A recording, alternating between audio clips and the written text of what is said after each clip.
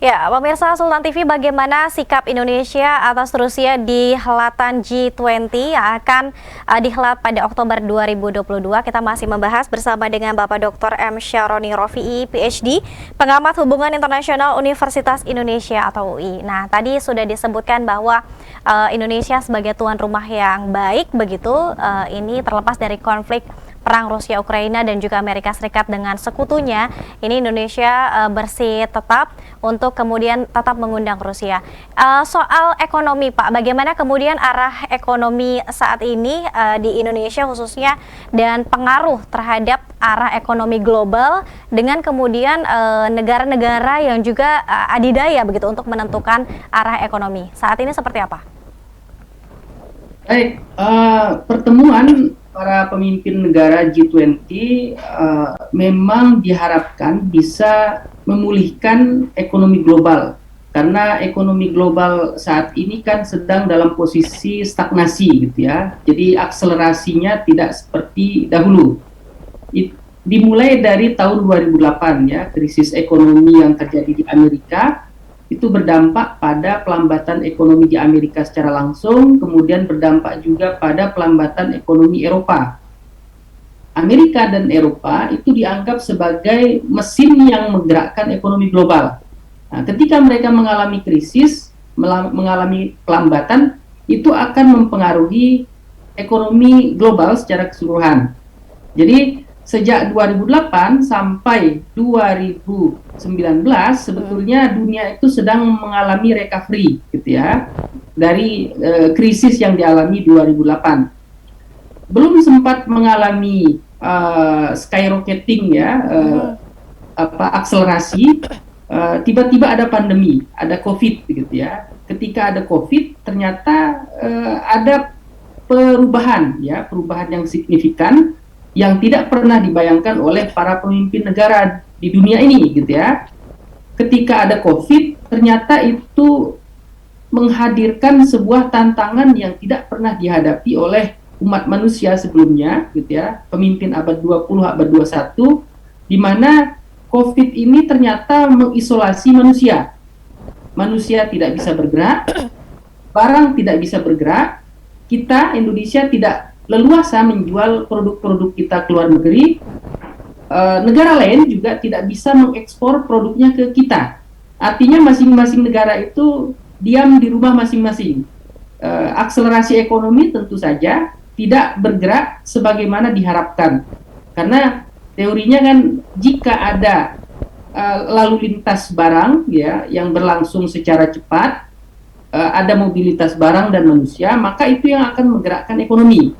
Masalahnya sejak 2019 sampai 2020 dan 2021 kita itu diminta stay at home, work from home gitu ya, sehingga aktivitas ekonomi mengalami pelambatan.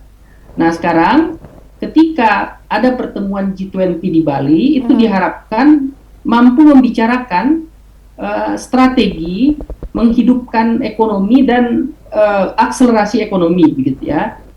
Skema yang dikeluarkan biasanya kalau para pemimpin negara-negara besar itu sepakat bahwa katakanlah untuk tahun 2022 karena kita dalam posisi menggenjot ekonomi global, maka kita berusaha untuk tidak berkonflik dalam bidang ekonomi misalkan gitu ya.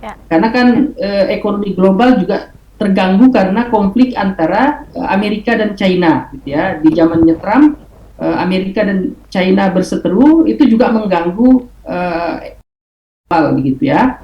Nah diharapkan dengan adanya ide-ide dari negara-negara besar ini ada strategi atau jalan keluar yang bisa membawa ekonomi global kembali pada posisi semula gitu ya. Ketika kita fokus pada isu perdagangan, isu ekonomi dan menghindari konflik-konflik yang melibatkan antar negara, tentu saja itu akan baik bagi ekonomi dunia. Nah, tapi sebaliknya kalau negara-negara besar ini juga memimpin untuk saling memboikot satu sama lain, maka kita akan kembali ke zaman dahulu kala, di mana negara-negara fokus pada negaranya, fokus pada kawasannya dan tidak ingin bekerja sama satu sama lain. Itu yang berbahaya bagi ekonomi global, saya kira, Mbak Dea. Oke. Nah, Pak Roni, apa kemudian yang akan terjadi ketika misalnya helatan di Oktober 2022 kehadiran Rusia tetap hadir, namun Amerika Serikat mungkin menerimanya? Dan apa juga kemudian yang terjadi ketika misalnya Rusia keluar dari event G20 ini? Ya, pertama skenario terburuk memang ketika Rusia hadir itu akan membuat forum menjadi dingin, begitu ya. G20 menjadi forum yang menjadi ajang perdebatan, gitu ya, saling menyalahkan satu sama lain, gitu ya. Maka di sini peran tuan rumah sangat penting, gitu ya. Bagaimana memposisikan mereka yang berseteru itu tidak dalam baris yang sama, gitu ya. Itu kan strategi juga, begitu ya. Tapi intinya adalah perlu dipertegas di sini bahwa G20 perlu kembali kepada niat awalnya. Mengapa G20 itu ada, begitu ya. Kemudian selanjutnya para pemimpin negara diharapkan tunduk dan patuh komitmen bersama, gitu ya, bahwa diharapkan forum G20 ini bisa menjadi tempat untuk sharing permasalahan global dan mencari solusinya, kan itu yang benar, begitu ya. Tapi kalau misalkan ada skenario begitu, Rusia tetap hadir, kemudian Amerika tidak setuju, maka itu kembali kepada pemerintah dan Kemenlu, gitu ya, bagaimana melakukan lobby-lobby, gitu ya, untuk meyakinkan para pemimpin untuk tetap hadir di Bali dan melakukan penyesuaian, gitu ya. Jadi penyesuaiannya itu mungkin kalau selama ini ada sesi yang sifatnya sangat duduknya mepet-mepetan, begitu, mungkin dibikin berjarak, begitu, jaraknya lebih jauh supaya para pemimpin itu bisa saling inilah ya, mengontrol emosinya. Itu yang kedua. Yang ketiga, G20 adalah forum multilateral, dia adalah forum lobby, dia adalah forum diplomasi.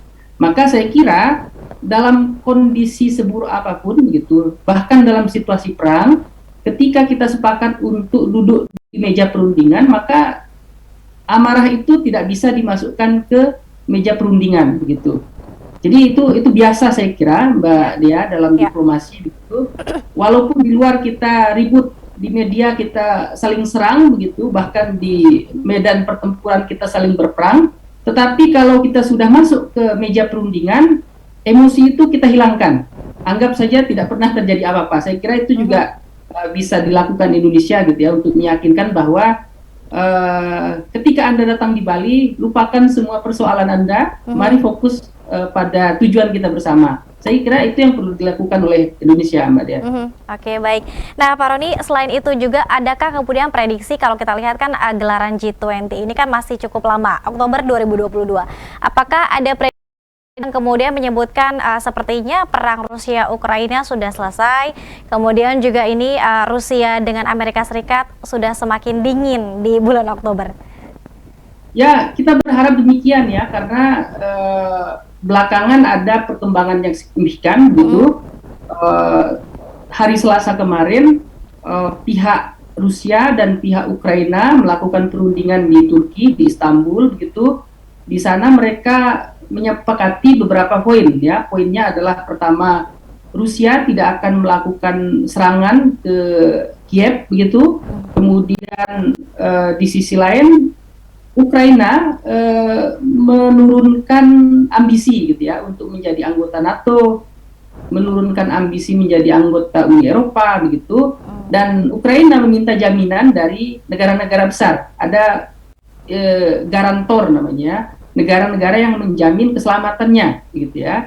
Dan dua pihak kelihatannya sepakat pada poin-poin yang bisa mencegah eskalasi lebih lanjut, gitu. Artinya dibandingkan pertemuan-pertemuan sebelumnya yang terjadi di Belarus, pertemuan di Turki itu lebih signifikan, begitu. Nah, harapannya setelah pertemuan kemarin nanti akan ada pertemuan lanjutan antara Menlu, dan nanti puncaknya adalah pertemuan antara Presiden Vladimir Putin dengan Presiden Zelensky. Nah, kalau dua pemimpin negara itu bertemu, kita harapkan menjadi anti klimaks gitu ya, bahwa setelah perang kita bisa berdamai begitu. Nah, itu terjadi bulan Mei, anggaplah seperti itu ya. Sehingga ada waktu Juni, Juli, Agustus, September, paling tidak 5 bulan begitu. Dalam 5 bulan ke depan, mudah-mudahan situasinya lebih dingin begitu. Dan ketika pertemuan Oktober, seolah-olah tidak pernah terjadi apa-apa, sehingga Indonesia sebagai tuan rumah tidak mengalami dilema dan kesulitan, gitu, Mbak Dea. Oke, ini harapan kita bersama begitu ya, akan menjadi situasi akan semakin membaik begitu. Nah, Pak Roni, apa kemudian jangka panjang yang kemudian diharapkan dari gelaran G20 di Bali nanti Oktober 2022? Kalau tadi kan kalau misalnya kita lihat dampak pariwisata itu sudah pasti. Bali go dunia ini juga sudah pasti. Apa yang kemudian diharapkan oleh Indonesia terutama pada pemulihan ekonomi nasional begitu ya, yang seperti yang digencarkan oleh pemerintah juga? Ya, tentu saja dengan kita menjadi tuan rumah G20 itu mengirim sinyal kepada dunia bahwa Indonesia sudah mengalami recovery gitu ya. Dari sisi pariwisata, Bali sebagai tuan rumah siap menerima tamu-tamu internasional. Kemudian dalam jangka panjang tentu saja dengan kita memposisikan diri sebagai tuan rumah G20, maka paling tidak kita punya roadmap gitu ya, peta jalan depan bahwa ekonomi kita tidak boleh seperti yang saat ini gitu ya, biasa-biasa saja. Kita harus punya mimpi menjadi negara besar, kita harus punya mimpi menjadi negara-negara industri seperti Amerika, seperti Inggris, seperti Prancis yang mengandalkan sektor jasa dan industri gitu ya. Jadi jangan lagi kita berpikir sebagai negara berkembang gitu yang hanya mengandalkan sumber daya alam. Jadi kita mengeruk alam kita, kemudian kita menjual mentahnya ke negara industri. Kemudian kebalikannya, ketika bahan mentah itu kita jual ke negara-negara industri, negara industri mengembalikannya dalam bentuk produk jadi. Ada iPhone, ada mobil gitu ya. Dan justru harganya lebih mahal gitu ya. Jadi mereka membeli bahannya dari kita $100 begitu, kemudian mereka menjual iPhone-nya ke kita menjadi $1.000. Itu kan banyak sekali keuntungan yang didapatkan. Nah, oleh sebab itu dengan adanya G20 kita berharap mindset pemimpin kita begitu ya, mindset masyarakat kita mengalami perubahan gitu, menjadi negara yang memiliki mindset seperti negara-negara industri. Saya kira itu target kita jangka panjang, Mbak Dea. Oke, baik. Terima kasih Pak Roni. Kita masih ada satu segmen terakhir. Nanti kita akan lihat beberapa pertanyaan Pak yang sudah ikut serta di live chat kanal YouTube Sultan TV. Pemirsa, tetap bersama kami dalam bincang hari ini.